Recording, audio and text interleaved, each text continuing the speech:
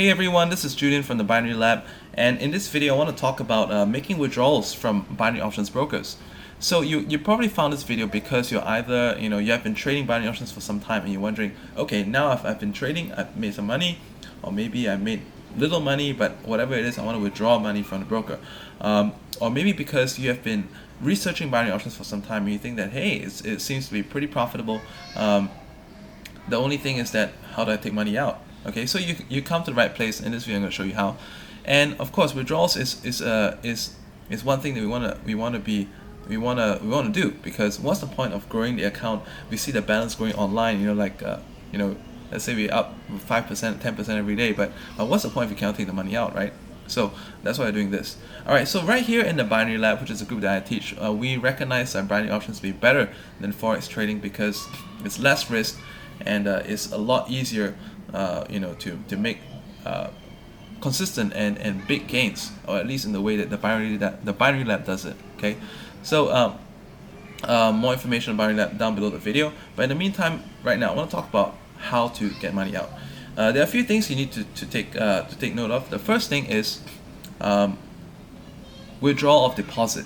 Okay, some brokers, they require that in order to withdraw your profit, in order to withdraw your deposit, the money that you first put in, you need to make a certain number of trades. Some brokers say that it's 10 trades minimum to take money out, and some brokers say that if you want to take out your deposit, you need to trade at least 100% of whatever you put in. Failing which, there's going to be penalty fees. Okay, penalty fees they vary from broker to broker. Some brokers charge 10%, some charge as much as 15%, and this is if you do not do 10 trades or even whatever minimum they require. So check it out. And if you have to make an early withdrawal, let me just give you a worst case scenario. Let's say you put in the bare minimum is $250 or $200, and then if you get a penalty of 15% for early withdrawal without hitting the terms and conditions, that's 15%. So that's like $30 on a $200 account. Plus, you may also be liable to pay for a processing fee of up to $50. Can be anywhere from $20 to $50. So it's 30 plus 50 is $80. And then of course, sometimes they even charge a wire fee. All right. Why do they do all these fees? Because it's penalty. It's penalty to not be doing what you're supposed to be doing, which is to trade. Okay, so you can actually lose as much as $100 on a $200 account if you do not make any trades. Of course, if the account is larger, the penalty is less, relatively speaking, because processing fee is like just a one-time $50. But of course, yeah, it's 15% is all relative to what the account is. Okay, so take note of that. The next thing I want to talk about is withdrawal profits. Okay, withdrawal profits, you need to usually hit a certain criteria as well. Some brokers have a criteria, some don't. Okay, so check clearly. Some brokers require you to trade 100% of your account. Some require you to trade 10 times of your deposit, all right, to withdraw profits. So take note. And when withdrawing your profits, also it depends on how you funded your account. If you funded through other means than wire transfer, for example, you use PayPal, you use the credit card, web money, NetTeller, whatever. Sometimes, and many other times, they'll say that we'll refund you whatever you deposited using this method to the same method, but profits need to be separately sent. So they can send you whatever through the credit card reversal, PayPal, whatever, but the balance profit needs to be sent by wire transfer. So that's, take note of that as well. The next thing is this. The next thing is that when you want to get a withdrawal, please inform the account manager that you've been assigned to that you're going to make a withdrawal. There's usually a lot of compliance and whatever approval process. It's for some brokers, it's a 3-step process. Some it's a 2-step process. You'll be lucky if you get a 1-step process, but many of the time it's 2 or 3 steps.